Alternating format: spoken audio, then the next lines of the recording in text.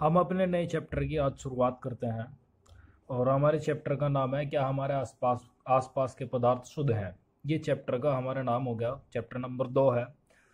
तो देखिए, अभी तक जो हमने पिछले चैप्टर में डिस्कस किया था वो पदार्थ के प्रकार के बारे में डिस्कस किया था। और जो पदार्थ 3 प्रकार का होता है, ठोस, द्रव और गैस। ठीक है, ये था इसका भौतिक वर्गीकरण। ये क्या था? भौतिक वर्गीकरण। यह कह सकते हैं कि भौतिक अवस्था के आधार पर पदार्थ 3 प्रकार के होते हैं। लेकिन अब पदार्थ का रासायनिक वर्गीकरण आ गया। पदार्थ का क्या आ गया? रासायनिक वर्गीकरण। द्रव्य या पदार्थ।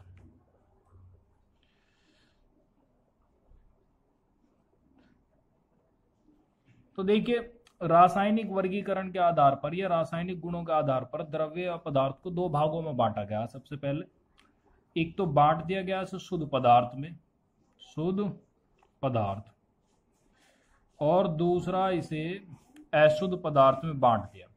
अब शुद्ध पदार्थ कौन से होंगे और अशुद्ध पदार्थ कौन से होंगे, इसके बारे में हम डिस्कस करेंगे।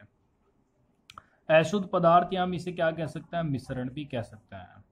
और अगर अब बात करें शुद्ध पदार्थ की, तो आगे शुद्ध पदार्थ को भी 2 भागों में बांट दिया गया। एक तो बांट दिया गया इसे तत्व में, और दूसरा इसे बांट दिया गया यौगिक में। और यौगिक की बात करें तो आगे यौगिक को भी 2 भागों में बांट दिया गया है।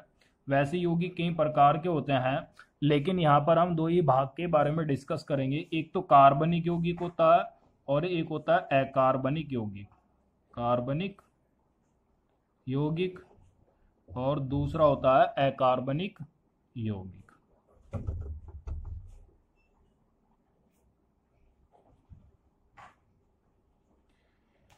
इसी तरह से अगर तत्वों की बात करें तो तत्वों को भी 3 ग्रुप में कैटेगराइज किया गया, 3 ग्रुप में इन्हें बांटा गया है। एक तो धातु में, दूसरा अधातु, और तीसरा होता है उपधातु। इन 3 भाग में इन्हें बांट दिया गया है। तो आप इसके बारे में समझ गए होंगे, द्रव्य या पदार्थ। तो रासायनिक गुणों के आधार पर द्रव्य को 2 भागों में बांटा गया। सबसे पहले एक शुद्ध पदार्थ में और दूसरा अशुद्ध पदार्थ में। चलिए हम सबसे पहले डिस्कस करते हैं कि शुद्ध पदार्थ कौन से पदार्थ होते हैं।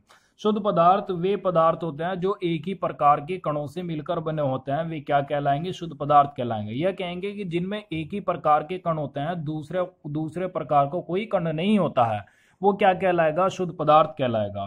तो जितने भी तत्व होते हैं, देखिए अब तक 118 तत्व ज्ञात हैं। इन सभी 118 तत्वों में जितने भी तत्व हैं वे सभी के सभी क्या होते हैं? शुद्ध पदार्थ होते हैं। तत्व जैसे हमने कहा कि लोहा,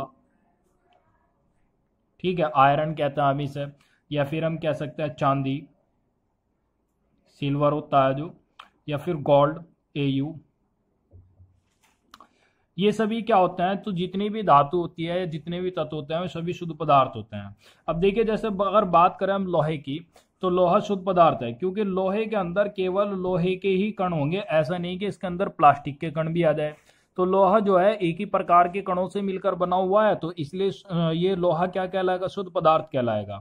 इसी तरह से यौगिक भी क्या होते हैं? शुद्ध पदार्थ होते हैं। तो हम एग्जाम्पल में हम कह सकते हैं कि सभी तत्व और सभी यौगिक क्या होते हैं? शुद्ध पदार्थ होते हैं। यौगिक जैसे हम घरों में हम नमक का इस्तेमाल करते हैं, जिसका फॉर्मूला क्या होता है? NaCl, यानी सोडियम क्लोराइड होता है। तो नमक के अंदर केवल और केवल नमक के ही कण उपस्थित होते हैं, तब ये क्या कहलाएगा? शुद्ध पदार्थ कहलाएगा। क्लियर हो गई बात? इसी तरह से चीनी होती है, घरों में यूज करते हैं, C12, H22, O11, ये भी क्या हो गया? एक शुद्ध पदार्थ हो गया। क्यों? क्योंकि इसमें भी चीनी के अंदर भी केवल चीनी के ही कण उपस्थित होंगे, शुगर के ही कण उपस्थित होंगे, अणु उपस्थित होंगे। इसके अलावा किसी अन्य प्रकार के कण उपस्थित नहीं होंगे। तो इसलिए ये भी क्या हो गया? एक शुद्ध पदार्थ हो गया। अच्छा, अशुद्ध पदार्थ क्या होगा? अशुद्ध पदार्थ वे पदार्थ होते हैं जो 2 या 2 से अधिक प्रकार के कणों से मिलकर बने होते हैं, या जिनमें 2 या 2 से अधिक प्रकार के कण होते हैं, या अणु होते हैं, या परमाणु होते हैं। वे क्या कहलाएंगे? अशुद्ध पदार्थ कहलाएंगे। एक एग्जाम्पल से बात क्लियर हो जाएगी। शुद्ध पदार्थ भी आप समझ जाओगे और अशुद्ध पदार्थ भी आप समझ जाओगे। जैसे हमने यहाँ पर एक एग्जाम्पल ले लिया, दूध।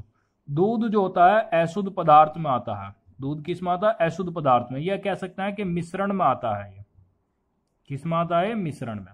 अब देखिए, दूध में, अब आप कहोगे कि दूध में कौन कौन से कण होंगे? दूध से घी निकलता है, एक तो इसके अंदर घी के कण होंगे, वसा के कण, ठीक है। इसके अंदर पानी यानी H2O के कण होते हैं। तो हम ये कहेंगे कि बहुत सारे मॉलिक्यूल्स इसमें दूध के अंदर उपस्थित होते हैं। ठीक है, तो दूध क्या हो गया, एक अशुद्ध पदार्थ हो गया। क्लियर हो गई बात ये। इसी तरह से वायु हो गई, वायु यानी हवा। हवा भी क्या होती है, एक अशुद्ध पदार्थ होती है। क्यों होती है अशुद्ध पदार्थ? ये अशुद्ध पदार्थ या मिश्रण क्यों कहेंगे हम इसे? इसलिए कहेंगे क्योंकि इसमें भी दो या दो से अधिक प्रकार के कण या अणु उपस्थित है। देखो जैसे वायु हो गया, वायु के अंदर नाइट्रोजन गैस भी होती है N2, ऑक्सीजन O2 भी होती है। तो इसका मीन्स क्या हुआ, इन सभी के अणु इनके अंदर उपस्थित है हवा के अंदर, तो इसलिए ये क्या होगा, अशुद्ध पदार्थ होगा। तो क्लियर होगी आपकी बात ये शुद्ध पदार्थ और अशुद्ध पदार्थ की। तो देखिए आगे शुद्ध पदार्थों को दो भागों में बांटा गया, एक तो तत्व में और दूसरा क्या में बांट दिया गया, यौगिक में बांट दिया गया। ठीक है, और तत्व को भी आगे धातु या धातु और उपधातु में बांट दिया गया। आगे की वीडियो में धातु या धातु उपधातु के बारे में डिस्कस किया जाएगा। ठीक है, नेक्स्ट वीडियो में ये आपको सभी बता दिया जाएगा।